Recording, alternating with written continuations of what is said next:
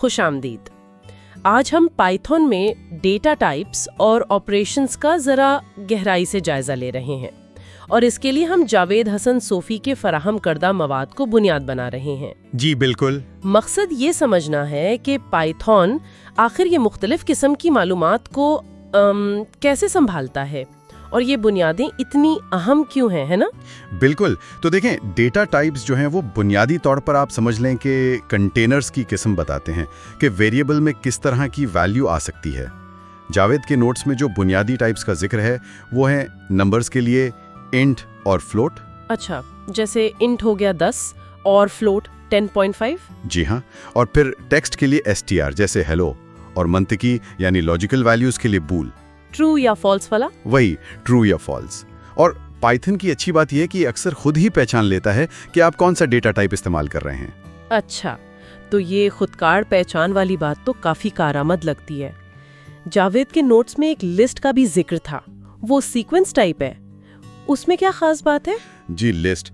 देखें, लिस्ट की जो सबसे अहम बात है ना, वो है उसकी लचक, फ्लेक्सिबिलिटी। जी, जैसा कि मवाद में भी हैं, आप एक ही लिस्ट के अंदर ना मुख्तलिफ किस्म का डेटा रख सकते हैं। अच्छा, मतलब नंबर्स और टेक्स्ट एक साथ। बिल्कुल।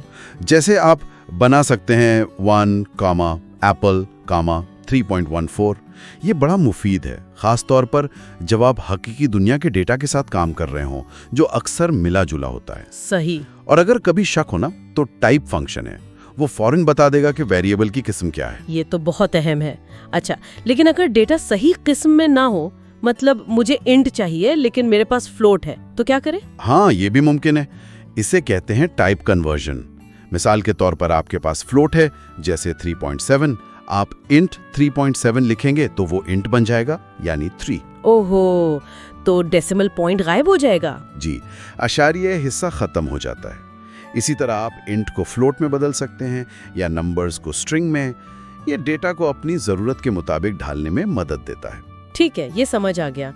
तो डेटा टाइप्स तो हो गए स्ट्रक्चर देने के लिए, अब इन पर काम कैसे करना है?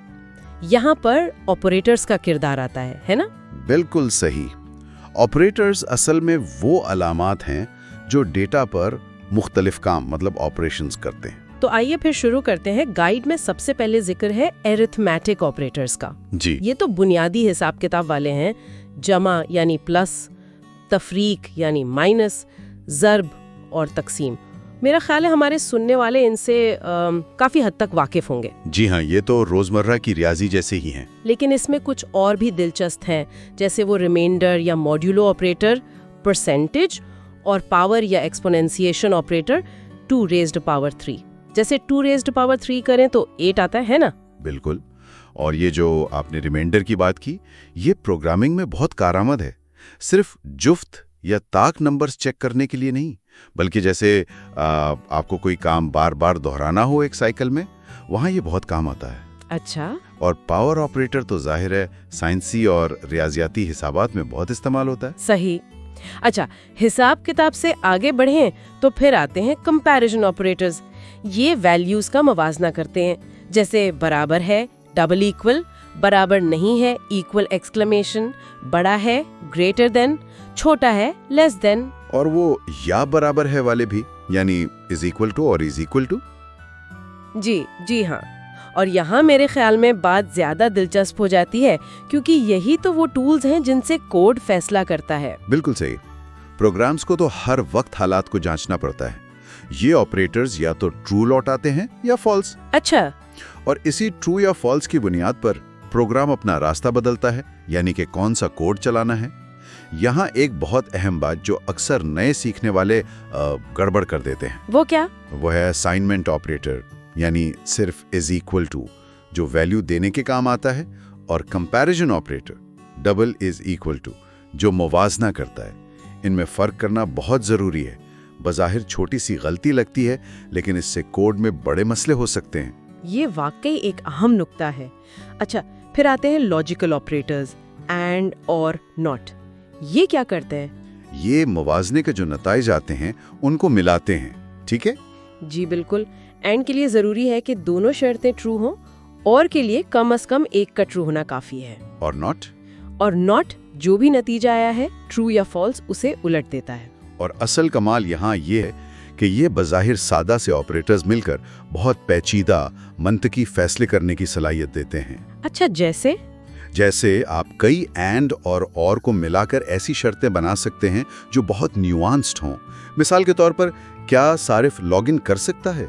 शर्त ये हो सकती है कि यूजर नेम और पासवर्ड ठीक हो या उसके पास एक वैलिड सेशन टोकन हो। तो यहाँ एंड भी आ गया और भी। जी, और आखिर में 2 और किस्में हैं, आइडेंटिटी ऑपरेटर्स इज नॉट और membership operators in not in. इनका क्या किरदार है? ये भी बहुत अहम है।